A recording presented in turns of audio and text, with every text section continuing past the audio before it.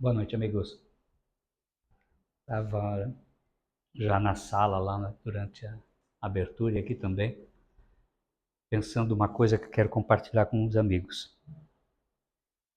Já tive a oportunidade de fazer palestras com pessoas conhecidas, grupos menores e auditórios maiores. Para mim, né, o desafio maior é aqui, né, porque nós estamos lidando, olhando no olho do olho de criaturas que a gente conhece, que a gente gosta, né? Então a responsabilidade é maior. Falar para um auditório de pessoas desconhecidas é só falar, né? Aqui a gente tem a responsabilidade maior no que fala. Então é uma alegria estar aqui com vocês, estar entre amigos, né? E acho que entre amigos é que nós vamos conversar hoje. Eu vou, nem o tom de oratória a gente consegue, né? Porque é uma conversa, né? É uma conversa. E assim vai ser. Eu trouxe para a gente iniciar o bate-papo uma historieta que está no livro psicografado, que ao final eu comento ele, né? Mas não vou ler. Vamos contar assim pequenos traços que nos fazem imaginar a história, que é muito mais bem contada do que a gente pode resumir aqui. Mas conta a historieta que um certo cavaleiro, né? Começando assim já para ver que a história é velha, mas tudo bem, né? Hoje não se fala cavaleiro, mas está tudo certo, né? Mas que um certo cavaleiro foi chamado para um depoimento no fórum, no julgamento, né? Ele ia, ele ia ser julgado, né? E ele, muito preocupado com aquela situação, né, resolve procurar, né, amigos para se aconselhar, né, o que poderia fazer, de que maneira poderiam ajudá-lo. E ele procura um primeiro amigo, né, conta a sua situação, e o amigo, muito arrogante, diz assim: olha, eu te arrumo uma boa roupa para você se apresentar no fórum, mas é tudo que eu posso fazer, né, para que você se apresente decentemente. Ele, muito decepcionado, vai conversar com um segundo amigo, né? E o segundo amigo diz: olha, eu te estimo muito, você é uma pessoa do qual eu tenho muito carinho, portanto eu vou te acompanhar, né, até a porta do fórum. Dali para dentro você entra sozinho. E ele, sem entender direito e ainda preocupado, vai conversar com um terceiro amigo. O terceiro amigo diz: eu te acompanho no dentro do fórum. Mais do que isso, eu advogarei por ti. Então, né, esse terceiro amigo vai com ele até o fórum, fala tão brilhantemente sobre ele que até os acusadores tiraram, né, o que havia contra. Essa pequena história curiosa está no livro chamado Vozes do Grande Além. É contada pelo André Luiz, no capítulo 33, que ele coloca a lição do prólogo. E daí ele vai explicando. Esse tribunal, esse julgamento, é a nossa consciência no desencarne, né? Um julgamento que todos nós passaremos. O primeiro amigo, aquele que só te dá uma bela roupa para que você se apresente ao julgamento, é o dinheiro.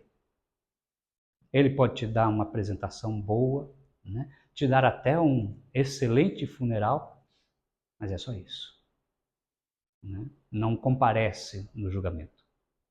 O segundo amigo, aquele que te estima muito e vai até a porta do tribunal, até a entrada do fórum, são os amigos, são os parentes que ficam.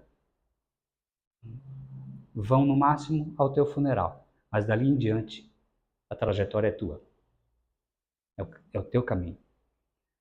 O terceiro amigo que advoga por ti é todo o bem que tu fazes na vida.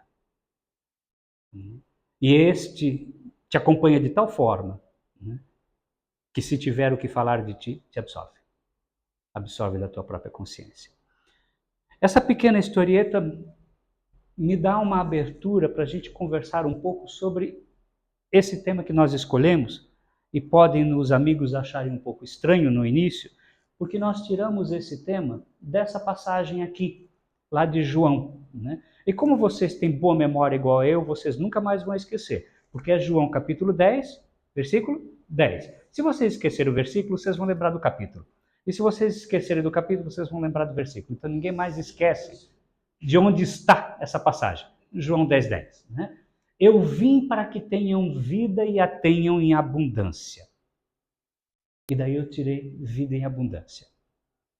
Esses vão dizer, mas começa com a morte, com o desencarne, porque está na hora de nós entendermos o que ele está prometendo. Né? E ele complementa, né? O ladrão não vem senão a roubar e a matar, e a destruir. Eu vim para que tenham vida e a tenham em abundância. Eu vim para que tenham vida e a tenham em abundância. É algo muito curioso. E o primeiro aspecto, talvez, é a gente entender um pouco que vida é essa. Emmanuel, no Palavras de Vida Eterna, um livro maravilhoso, não faz parte daqueles 4, Vinha de Luz, Pão Nosso, etc., mas tão bom quanto. Vale muito a pena quem não tiver. Né? No capítulo 104, ele tem uma passagem que ele comenta João 10, 10.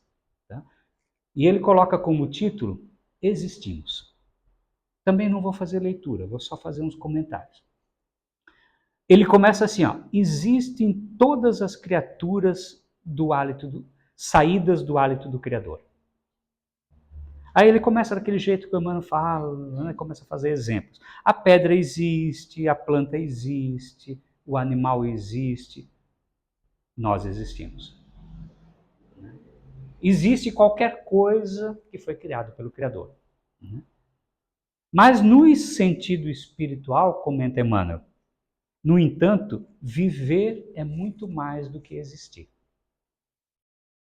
Viver é muito mais do que existir. Prestemos atenção na promessa. E daí ele dá uma definição maravilhosa. A vida é a experiência digna da imortalidade. Forte. A vida é a experiência digna da imortalidade. Se nossa vida não nos dá uma experiência digna ao caminho da imortalidade, talvez a gente ainda só exista. A gente não vive em profundidade no sentido que ele está colocando aqui. Né? E daí ele tece longamente o texto e no final ele diz assim, ó, observa assim o que fazes, porque o berço confere a existência, mas a vida é obra nossa. Isso dá para a gente começar a buscar o entendimento de que vida em abundância Jesus está prometendo aqui. É uma existência longa? Acho que muito mais que isso. Pois bem, saídos do hálito do Criador, existimos. A vida, a experiência digna da imortalidade. Então a gente já pode concluir que vida é muito mais do que existir. Mas vida em abundância é muito mais do que simplesmente uma vida comum. Nós estamos falando de algo maior. Né? O que talvez sugere? Sugere um crescimento. Principalmente um crescimento moral, um crescimento espiritual. Né? Então esse é um conceito que é bom nós entendermos. Né? E para entender talvez melhor ainda o que é vida, nesse sentido espiritual que Jesus coloca aqui, que não é o sentido material, é importante nós pensarmos no inverso. No Evangelho, quando a gente lê morte, o que será que nós estamos vendo? Será que é morte do corpo? Todos lembram da parábola do filho pródigo? Né? Maravilhosa parábola, é uma das mais espetaculares, diz os comentaristas que é o Evangelho dentro do Evangelho. Porque ali está todo o conceito moral, né, de como Deus nos vê, como Ele age com misericórdia conosco. É uma parábola maravilhosa. E aquele processo todo mundo sabe, o filho pede heranças, vai embora, etc. Se dá muito mal, né? Vai acabar junto com porcos e faz o caminho de volta. Né? Não estou contando a parábola, quero me ater num detalhe. Quando ele faz o caminho de volta, todo mundo sabe que o pai vai e abraça ele, né? Convida para uma festa, né? Promove uma festa para receber, e o filho mais velho não aceita. Lembram desses detalhes todos, né? E o pai sai para falar com o filho mais velho. E daí tem uma frase maravilhosa que o pai diz para ele: esse teu irmão estava morto e reviveu. Ok? Né? Ele não estava morto literalmente. Todo mundo compreende ao entender esse processo. Ele estava morto num sentido espiritual. Ele estava morto no sentido moral. Ele tinha deixado tudo. Para ele, era um ser morto. Então, eu poderia dar vários outros exemplos desse sentido espiritual da palavra morte e também da palavra ressurreição dentro do Evangelho, que é sair desse estado de morte. Sair desse estado de espiritualmente morto para a vida. Né? Então nós vamos ver que Jesus usa essas palavras morto, né? A vida, e ressurgir, reviver, né? Ou ressurreição, nesse sentido. A gente sempre pode pegar esse sentido espiritual, sair do literal, que nós vamos ver que ele está sempre se referindo a essa vida plena, em comparação com a vida moral em decadência, que é a morte, né? E quando ele sai, esse teu irmão estava morto e reviveu. Então a gente já começa a entender de que morte que ele está falando, de que vida que ele promete. Ele promete esta vida antítese dessa morte espiritual. Desse que estava morto e revive. Há uma passagem interessante. Quando a gente pega lá no início do Evangelho segundo o Espiritismo, Kardec coloca lá os principais grupos religiosos que haviam na época de Jesus. Ele faz isso para que quando a gente chega nas passagens, a gente comece a entender, então veio um fariseu, conversou com Jesus, a gente consegue lembrar, o fariseu é que pensava assim, fazia tal coisa, veio um escriba, fez tal coisa, a gente não lembra, a gente volta na abertura do Evangelho, que Kardec faz lá os principais grupos. Né? E haviam dois grupos que tinham uma visão antagônica sobre um ponto. Os fariseus, que são muito recorrentes, né, no Evangelho, a gente vai ver muita passagem com fariseu, né, eles eram, né, Jesus fala lá da hipocrisia deles, que eles cuidavam muito do exterior, etc., mas eles eram os religiosos da época, né, ou os sacerdotes, aqueles que cuidavam, né, do conteúdo, né. Se fosse no mundo atual, a gente diria assim, são os espíritas, né? Que tem bastante conteúdo. Os fariseus eram estudiosos. Lembramos que o Saulo de Tarso, era fariseu. Né? Então eram os grandes estudiosos. E eles conheciam muito as Escrituras. Né? E eles acreditavam em Deus e acreditavam na vida após a morte. Pois é, mas isso é óbvio. Não. Porque havia um outro grupo, que eram os saduceus. Tá? Os saduceus, eles acreditavam em Deus, mas curiosamente acreditavam que ao morrer se acabava. Né? Não eram materialistas no sentido de que não acreditavam na divindade, não, eles achavam que existia divindade, né? Mas a vida deles acabava ali, quando o corpo falecesse. Né? E há uma conversa curiosa que está lá em Marcos 12, 27, em que os saduceus vêm conversar com Jesus, perguntar sobre isso. Vem especificamente perguntar para saber quem tem razão, eles ou os fariseus. Né? E normalmente quando Jesus é confrontado com uma pergunta, Jesus conta uma parábola, né? Cria um ambiente nesse processo, mas nisso não. Nisso Jesus dá uma resposta direta. Jesus diz assim, ora, Deus não é Deus de mortos, mas sim de vivos. E nisso errais muito. Então ele dá a condição assim completa. Existe vida após a morte? Sim, que era a pergunta do jeito que eles vieram falar. Né? E Deus é Deus de vivos. A busca de Deus é que nós tenhamos vida. A morte é outra coisa. E daí Emmanuel também comenta essa situação E ele dá como título Sempre Vivos. Por que sempre vivos? Ele vai comentar que morte, no sentido espiritual, no sentido do deixar de existir, não existe. Nós que somos já criados pelo Criador, né? Por Deus, já não só existimos, nós existimos eternamente. Ok? Nenhuma novidade para ninguém aqui. Entretanto, o Emmanuel diz assim, num sentido espiritual, talvez seja um pouco diferente. Porque ele diz com outras palavras que assim, até ele, quando ele se refere nos livros, ele usa a palavra morreu. Ele usa a palavra mortos. Nós, os mortos, para se referir aos espíritos. Ele diz assim, por força de palavras. Por força de palavras.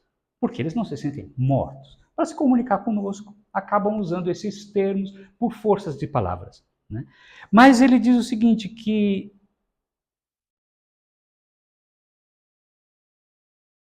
quem passa para o processo espiritual, ele diz que na realidade eles só conhecem, espiritualmente falando, um único gênero de morte. Não é a morte do corpo. Nisso eles dizem assim, criatura morta. Eles dizem assim, espiritualmente falando, apenas conhecemos um gênero temível de morte. O da consciência denegrida no mal. Torturada de remorso ou paralisada nos despenhadeiros que marginam a estrada da insensatez e do crime. Eu ainda estou no conceito de vida e de morte. Espiritualmente falando, só conhecemos uma única forma terrível de morte. O espírito continua existindo, mas não vive nesse sentido que a gente está colocando. Né?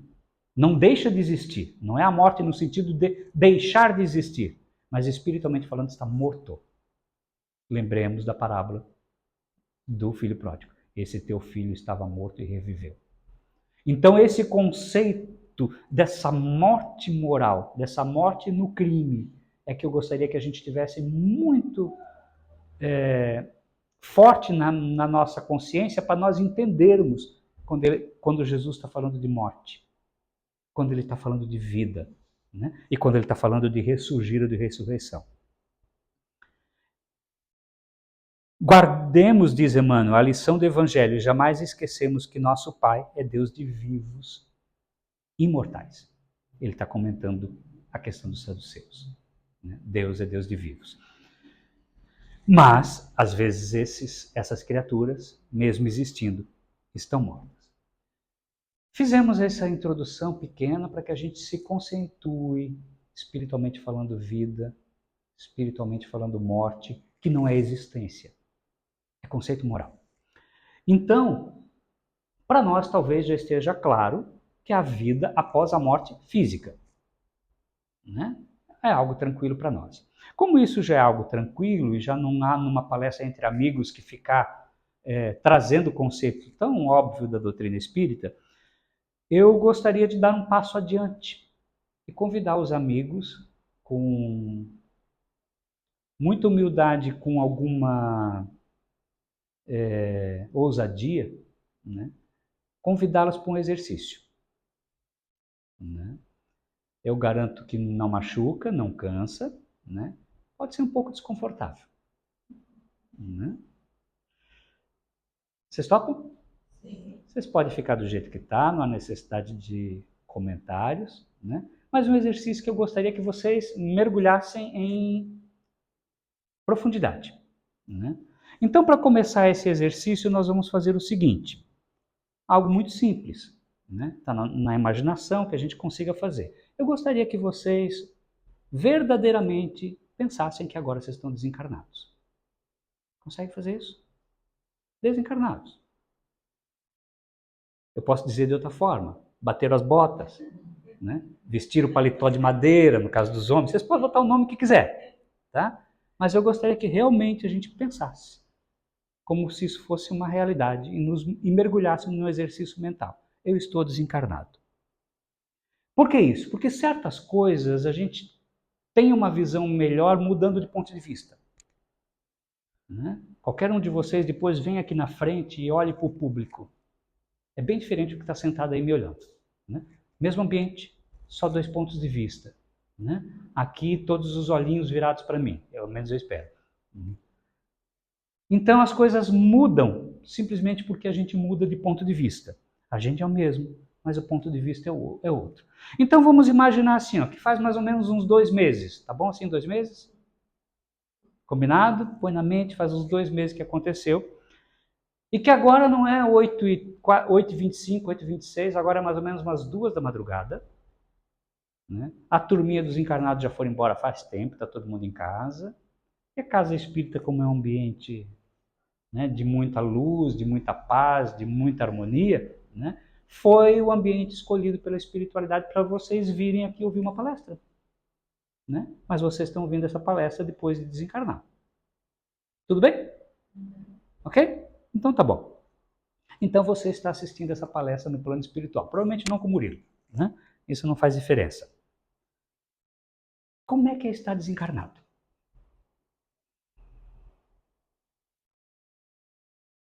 Você não tem mais o corpo físico, mas está aqui ainda. Né? Corpo não é a diferença. Né? Eventualmente levemente diferente, mas corpo temos. Mas vamos entrar em questões um pouquinho menos físicas, para a gente começar a mergulhar nessa história. Você foi obrigado a transferir tudo que estava em seu nome. Nada do que você tinha continua em teu nome mais. Né? Então pensa nas posses, pensa nos bens móveis e imóveis, até mesmo aquelas roupas que você guardava lá para uma ocasião especial, elas podem estar servindo para ocasião especial para mais alguém. Né? Simplesmente tudo aquilo que era material foi transferido para outra pessoa, ou para outras pessoas. Vamos sair um pouco do material. Você foi afastado, mesmo que temporariamente, do convívio daqueles seus entes queridos do dia a dia. Lembra deles? Aqueles que você gostava tanto de estar junto, né? Aqueles que você procurava quando tinha a possibilidade de um dia... Boa noite. A possibilidade de um dia feliz entre verdadeiros companheiros, você foi afastado. É claro que talvez aqui você tenha outras criaturas que você vai voltar a reconhecer e a buscar, mas aqueles, temporariamente, você foi afastado. Como é que é essa situação?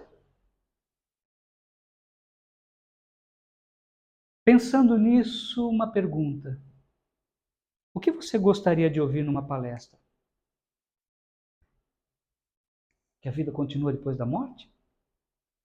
Mas você ouve isso desde criança. Talvez você não tenha se dado conta, mas você ouve isso desde criança. Mas não é só ouvir. Importante é começar a tomar consciência de que tua vida mudou e alguns processos aqui são muito diferentes. Nada do que eu vou falar é novo para ninguém, mas para que a gente vá mergulhando.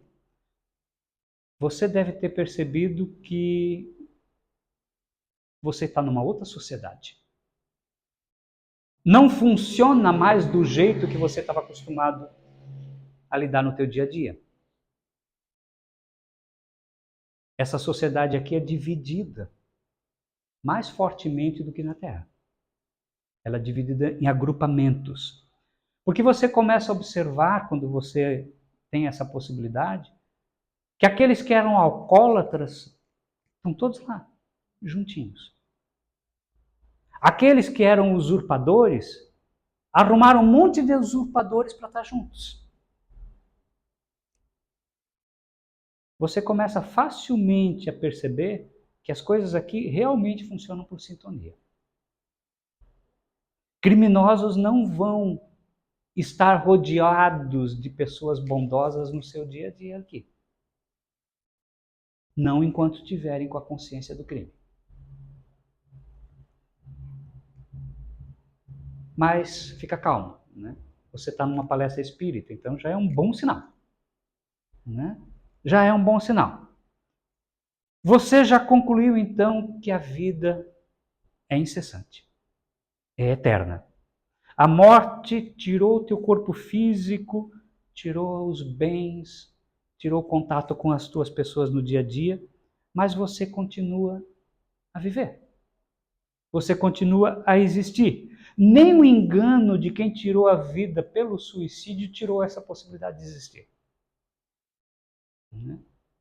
A gente sabe muitas vezes que a pessoa usa essa fuga para sair da vida deixando para trás o sofrimento. E descobre da forma mais dura que não sai nem da vida e nem se livra do sofrimento. Então a vida sempre continua. Não é esse o ponto a ser colocado. A pergunta mais dura ou mais direta é: vale a pena? Porque ela continua. Lá na terra onde você estava, ou agora, você continua existindo. A pergunta é: vale a pena?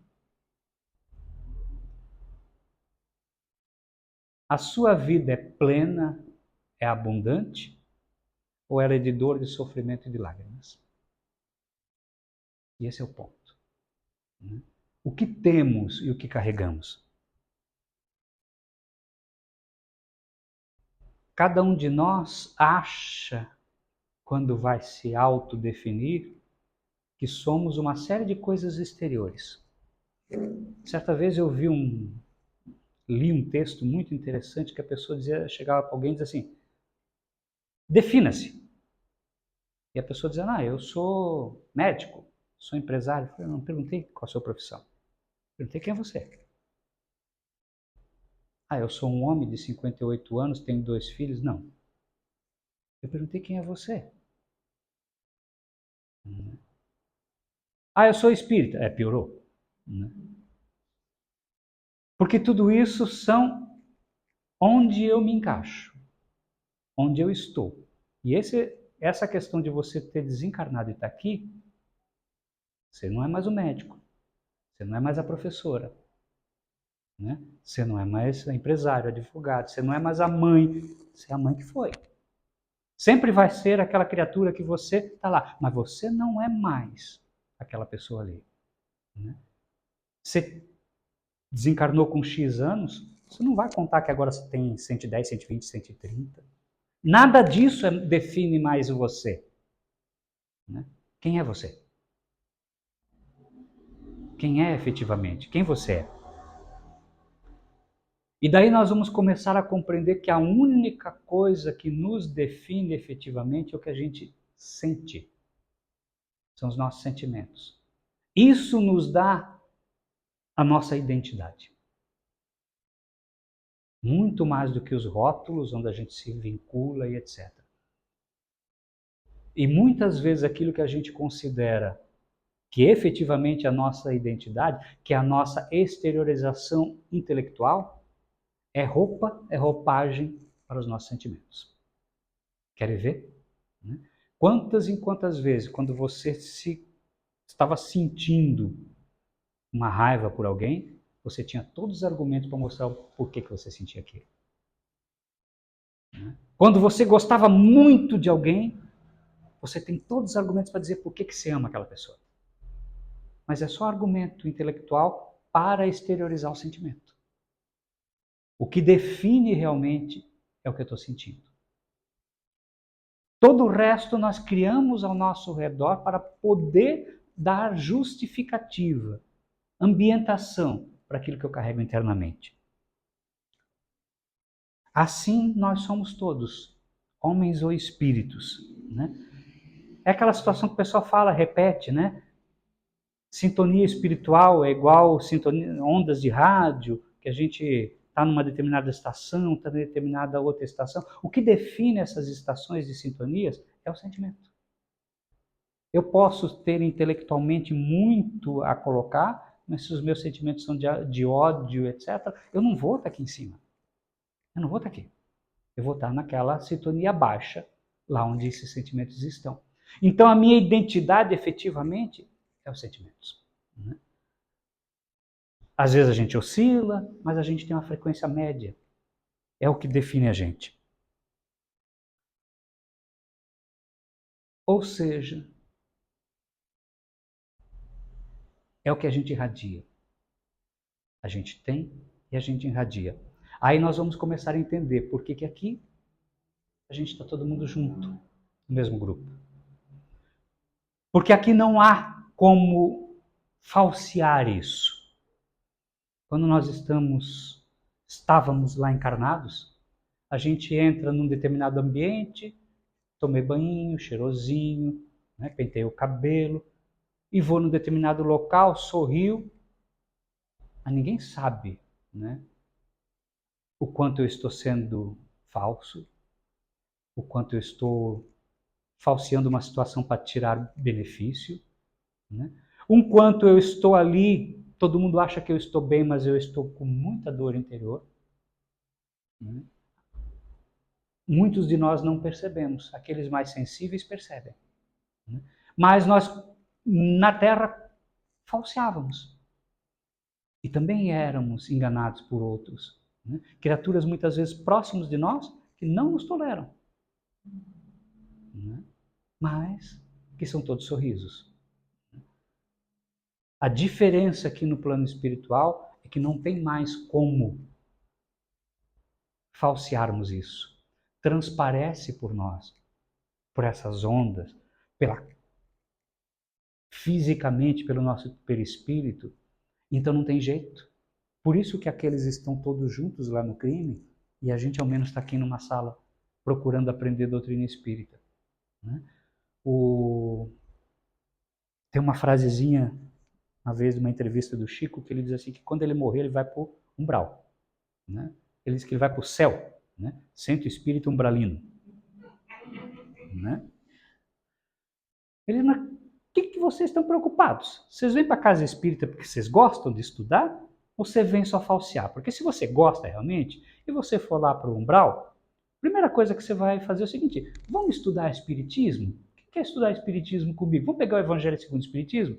Onde é que vai aparecer o Evangelho segundo o Espiritismo? No teu lado. Ele vai estar ali. Porque atualmente quer aquilo. Então, se você efetivamente quer isso, é isso que você vai estar. E o ambiente vai se formar porque é o que você vai estar. Agora, se você quer outras coisas, essas outras coisas vão formar esse teu ambiente. É assim aqui no mundo espiritual. Né? É a tua mente, o teu sentimento que dá cor e material a tudo que está no teu lado. Né? Os espíritas lá têm medo do umbral porque sabem talvez o que passa no seu coração. Porque o que se passa no seu coração é realmente real, que você vai na casa espírita realmente com esse interesse, é isso que você vai viver quando desencarnar. Você vai buscar aquilo. Essa situação de nós falsearmos alguma coisa, mas por dentro sermos outra, Jesus tinha uma frase dura para explicar isso. Todo mundo lembra. Sepulcros caiados. Sepulcros caiados. Né? Caiado é brilhante, né? Brilhoso, brilhante. E sepulcro, acho que todo mundo sabe o que é, né? Sepultura. Né? Uma sepultura brilhante. Né? Muito brilhante e lustrosa por fora e podre por dentro. Sepulcros caiados. Né? Aquelas criaturas que se apresentam o que não são. Pois bem, a frequência que a gente vibra é o que a gente é. Então, agora você entende por que você está nesse grupo. Porque você verdadeiramente vibra num ambiente para poder estar nesse grupo. Senão você não estaria aqui. É sua frequência, é como se fosse um endereço, né? Um domicílio espiritual.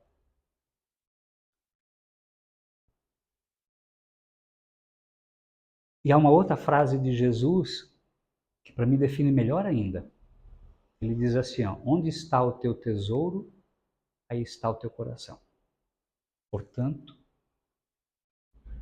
para aqueles que quando eu falei essa frase, mentalmente veio assim um baú daqueles de pirata, né? Cheio de pulseiras de diamante, né? Coroa de esmeraldas, né? E coisas do gênero. Esse é o teu tesouro. Então teu coração está ali, nessas coisas. Mas acreditem, tem outras pessoas que quando eu falei essa frase, onde está o teu tesouro, aí está teu coração, lembraram dos filhos, lembraram dos pais, lembraram de amigos queridos, porque para esses, ali é o tesouro. Então, onde tiver o teu tesouro, aí está o teu coração. Significa aquilo que você valoriza é o teu tesouro. Aquilo que você dá valor, aquilo que você busca no dia a dia é o teu tesouro. E daí a gente começa a perceber o que a gente busca. Lembremos, os argumentos intelectuais são roupas, são roupagens que a gente usa para embalar esses interesses, porque esses interesses é que nos movem. Esses tesouros mentais é o que nos move dia a dia, o que a gente corre, né? Pois bem, tem essa questão do que a gente busca. Tem uma frase de Emmanuel,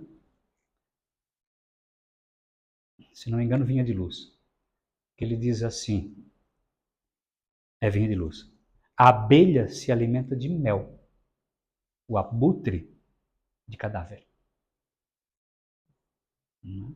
E daí ele diz assim, ó, tem gente que gosta de podridão, tem gente que se compraz no que é o pior. Por quê? Porque onde tiver o tesouro, ali vai estar o coração. É o que ele busca, é do que ele se alimenta. Né? A questão é o que nós buscamos. E daí vem o processo que a gente muitas vezes se dá conta de que a gente ainda não é como a gente gostaria de ser. Né? Como diz Paulo numa das epístolas, o bem que eu quero fazer, esse eu ainda não faço. Mas o mal que eu já não quero fazer, esse eu ainda faço. Né? Por quê? Porque a gente já tem consciência, muitas vezes, intelectual, mas a moralidade ainda não está apurada. Mas não se preocupe, faz parte do processo quando a gente já se dá conta. O que Paulo está falando é positivo, porque ele já não quer, então ele se esforça por um caminho contrário. Né? Esse é um processo de evangelizar-se, onde a gente faz autoanálise, descobre uma determinada dificuldade em nós e luta contra essa dificuldade. Kardec fala disso, né? Reconhece o verdadeiro espírita por isso. Né? Então não é não ter a dificuldade, é lutar para que aquilo não seja efetivamente algo crítico em minha vida. Né? Ouvi certa vez, não me recordo de quem, de que a gente ainda é criatura muito infantilizada. Somos ainda espíritos muito materiais. Então talvez a gente deveria começar a fazer os processos mais como faz a criança mesmo, né, Kátia? Né? Num processo do concreto para o abstrato, né? Então, assim, a gente pode começar a evangelizar, por exemplo, em nós, partes do corpo. Né? Pode fazer com as crianças, mas funciona com a gente. Né? Às vezes a gente não consegue ter aquela coisa assim, agora eu estou numa condição muito melhor. Então a gente começa a evangelizar a parte do corpo. Né? A gente começa por partes mais simples, por exemplo, assim, ó, evangelizar os ouvidos. Né? A gente ouve aquela fofoquinha e faz cara de paisagem. Né? Porque passar adiante eu vou estar levando maledicência, eu não sei se aquilo vale a pena. Então a gente, vou evangelizar os ouvidos e faço de conta que não é comigo esse processo. Né? Evangelizar as mãos, a gente tem algum horário livre, algum tempo livre, dá para fazer alguma coisa de útil para quem quer que seja? Ah, mas é pouco. Pouco, talvez não para quem recebeu. Pouco, talvez não para você, que sai melhor daquela situação. Quando você encontra uma pessoa com alguma necessidade, faça um experimento pequenininho. Né? Pequena necessidade, você vai lá, resolve uma necessidade material, ou que seja moral, um abraço, dá um minuto de atenção. Você vira as costas, olha para a pessoa, ela sai aliviada, sai mais tranquila. Você não resolveu a vida dela, mas você sai exultante. Porque o bem que você faz bem, muito mais bem a você do que quem recebe. Quando você faz de coração, você sai muito mais aliviado. Então a gente pode, sim, evangelizar os ouvidos, sim, evangelizar as mãos, né? Mas tem uma parte do corpo que é muito mais difícil para a maioria de nós. Sabe qual é? A língua. A língua é dificinho, né? A gente tem uma dificuldade de evangelizar a língua. Então pensemos nesse processo de como a gente ainda vive desse jeito. Feito isso, como eu quero ser amigo de todos ainda, eu gostaria que vocês voltassem para o plano dos encarnados, né? Voltassem a pensar nos boletos, né? Nessas outras coisas. Mas há uma pergunta a fazer.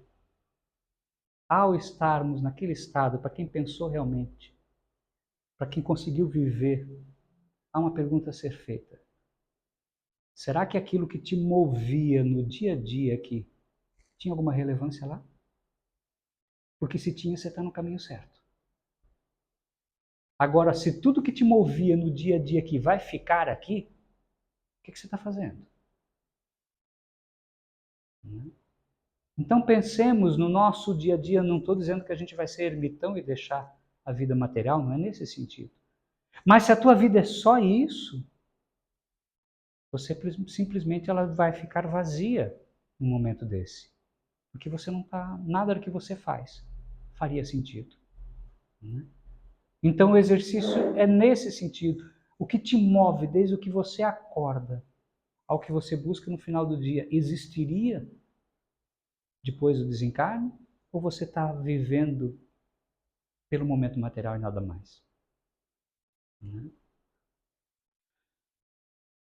Eu espero que o exercício tenha sido válido para a gente pensar nesse assunto.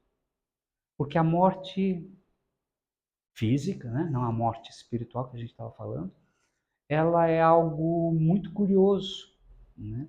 Diz o Emmanuel que a morte é uma libertação para quem vive se libertando. E é uma escravidão para quem vive se escravizando. Não entendi nada, Murilo. Então vou repetir. Né? A morte é uma libertação para quem viveu se libertando. Mas ela é uma escravidão para quem vive se escravizando. Quem é que se liberta? Ou antes, quem é que se escraviza? Escraviza quem coloca todas as suas energias naquilo que vai ficar.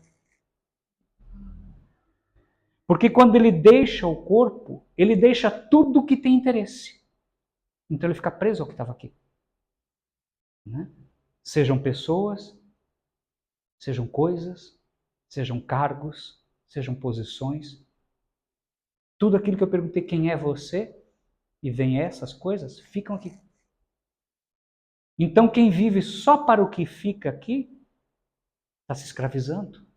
Não se liberta depois. E a morte é uma escravidão. E quem se liberta? Quem já vive se libertando aqui. Quem vive com questões, não só das necessidades do dia a dia, mas quem vive com amparo, com uma compaixão, com a possibilidade de auxiliar, com a possibilidade de sorrir, com a possibilidade de perdoar. Né? Esse se liberta aqui e a morte é uma libertação. Então pensemos se a gente está se escravizando ou se a gente efetivamente aos poucos está se libertando. Né? Porque nem mesmo nada do que a gente utiliza aqui é nosso. A gente usufrui. Essa foi a primeira pergunta que eu fiz. Tudo que você tinha, você transferiu. Então a gente não é dono de nada. Mais do que isso, a gente também não é dono de ninguém. Todos os companheiros que nós fizemos aqui, se nós efetivamente construirmos relações de amorosidade, essas relações permanecem. Mas muitas vezes a gente tem relações de posse. E a pessoa dá graças a Deus que agora você não pega no pé dela.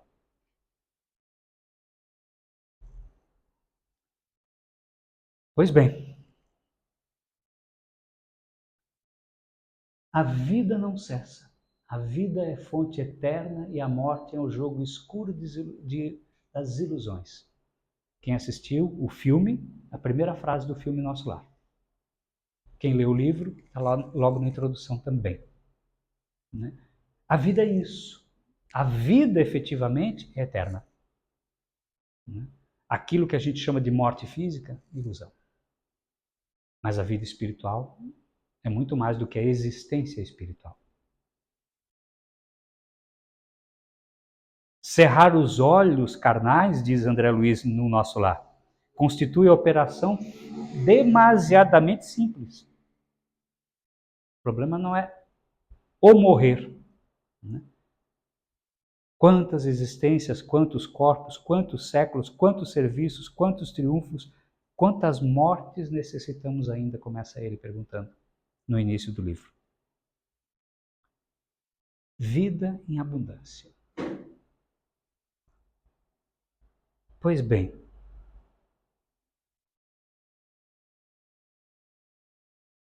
há vidas e há vidas. Há vidas escravizadas e há vidas procurando se libertar. Né? Então nós nos perguntamos, que abundância será que Jesus prometia? Porque ao falar ali naquele ambiente, ele estava falando com criaturas encarnadas. E você não promete o que o outro já tem. Né? Não adianta chegar para a Mariana e dizer, eu te prometo que você vai ter cabelo. Se prometer para mim, eu vou ficar feliz. Né? Mas não vai dizer, tá? Não serve para nada. Né? Você não promete o que o outro já tem. Né? Você não diz que vou te dar tal coisa, que para ele já é tranquilo. Obviamente que ele não estava falando de vida física, porque as pessoas já estavam ali. Né? Mas eu acho que já está muito claro que essa vida que ele está colocando de abundância é algo espiritual. Né? Então o que nós buscamos? Será que seria fé, bons exemplos, confiança, perdão, arrependimento? Isso nos dá um nível maior de vida. Mas a gente vive ainda numa ilusão de que o processo aqui é eterno. E por isso a tentativa de fazer o pequeno exercício. Né? Para saber o quanto a gente ainda fica preso a poder, a dinheiro, a posição, a fama. O que a gente busca? Ou pior, tem gente que sequer não busca nada. Passa os dias após dias, seja na preguiça, na ociosidade ou na tristeza, por falta de vida. Esse também falta vida, esse. Né? E daí, quando Jesus fala em vida abundante, é interessante nós olharmos a frase toda, porque ele diz o seguinte, ele não diz, olha, gostaria de te dar vida em abundância. Tenho interesse em te dar vida em abundância. É muito mais forte. Ele diz assim, eu vim para que tenhais vida em abundância. Se a gente pensar que esse foi o objetivo da encarnação de um espírito crístico na Terra, eu vim para isso. É a única fala que ele diz que por que ele veio. É muito forte. O objetivo dele é que nós encontremos esta vida em abundância. Eu vim para que tenhais vida em abundância. Então que a gente possa, em nós, minimamente tentar cumprir o objetivo do Mestre. Ele veio à Terra com esse objetivo de nos entregar essa situação, de nos tirar da morte, de nos fazer ressuscitar em espírito. Porque era o que somos muitas vezes, que ainda somos. Espíritos perambulando encarnações, encarnações, encarnações. Mortos-vivos, espiritualmente falando. Enquanto poderíamos estar em abundante, num caminho de busca. Então, essa é a mensagem dessa vida em abundância que a gente gostaria de trazer. Porque se Jesus nos inspirou dizendo que este era o motivo pelo qual ele veio, ele fez num outro local uma outra promessa muito interessante. Parábola do semeador. Nessa parábola do semeador, há alguns detalhes que eu gostaria de pensar. Todo mundo a conhece, né? O semeador saiu a semear e vai encontrando os terrenos. É a única parábola que Jesus explica no Evangelho. Ele deve ter explicado outras para os discípulos. Mas os discípulos falaram, não entendi nada. Né? Vamos botar nas nossas palavras. E ele começa a dizer, né, que a semente é a mensagem que ele trouxe, ou a palavra, se a gente quiser. É a mensagem que ele trouxe. Né? E os terrenos somos nós. Cada um de nós. Então, quando esta mensagem encontra espinhos e pedregulhos, ela morre, ou ela é abafada. Né? E muitas vezes nós somos os espinhos e os pedregulhos. Né? Ele mesmo diz, né? Preocupados com o dia a dia. Preocupados com as questões do dia a dia, não cuida da semente, ela morre. Ou ela não frutifica. Mas aquela semente que encontra o terreno fértil, o terreno que dá vazão a essa mensagem que ele traz, ele faz uma promessa, olha, essa aqui vai frutificar 30 por 1. Em outros terrenos ela vai frutificar 60 por 1, até 100 por 1. Isso é a medida do que ele nos promete. Que a cada semente que nós deixamos frutificar dentro de nós, ela se multiplica dessa forma. Então, a minha mensagem ou a minha esperança para cada um de nós é que nós sejamos terrenos férteis e que possamos frutificar abundantemente numa vida abundante, 100 por 1 de tudo que nós recebemos até hoje. E nós recebemos muito. Né? Então, que possamos ter uma vida abundante com Ele. Obrigado.